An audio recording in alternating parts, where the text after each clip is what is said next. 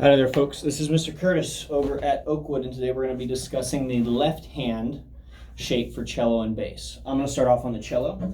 So once you've set yourself up in a stable playing position, you can do your airplane pose, all that good stuff. For right now, rest your right hand on your thigh.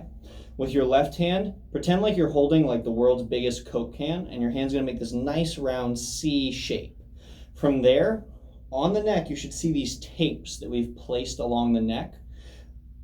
Between the first and the second tape on the fingerboard, again, between the first and the second, you're going to take that C shape, fly it in behind the neck, and your thumb is going to stay straight and be placed right between those first two tapes, exactly in between. From there, you're going to take your first finger as you bring the elbow up, first, second, third, fourth, and on the D string, you're going to press the string against the fingerboard. Again, your elbow should be up for this. So, right hand on the thigh, C shape, fly it in between the two tapes.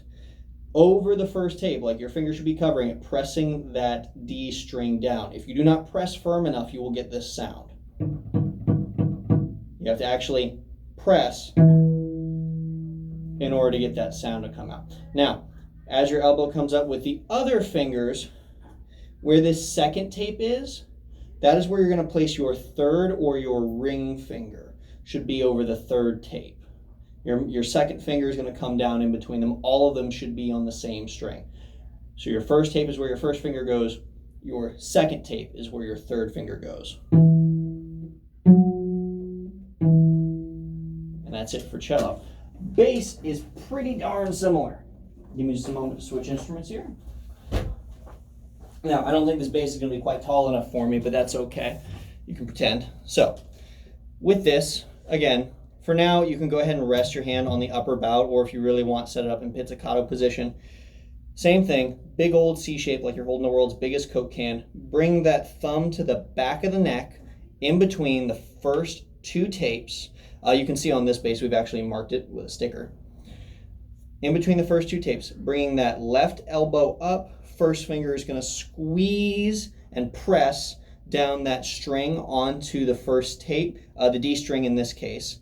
Elbow up, and once you've pressed firmly enough, it'll make that sound. Now, unlike cellos, for your second tape, it's a little bit further. You're not going to use your third finger. You're going to use your fourth or your pinky finger on that second tape. So you have your first finger on the first tape, fourth finger on the second tape. The other two fingers are going to come down and help it press. All four fingers go on the second tape. And for both cello and bass, it is important that you see your fingernails facing you. You need to be up on the tips of your fingers. Don't be on the flat, squishy part. Be up on the tips of your fingers. You may find this uncomfortable at first, but you'll build calluses, and that feeling will go away in time. So, that's all for the left hand on cello and bass. Good luck. See you next time.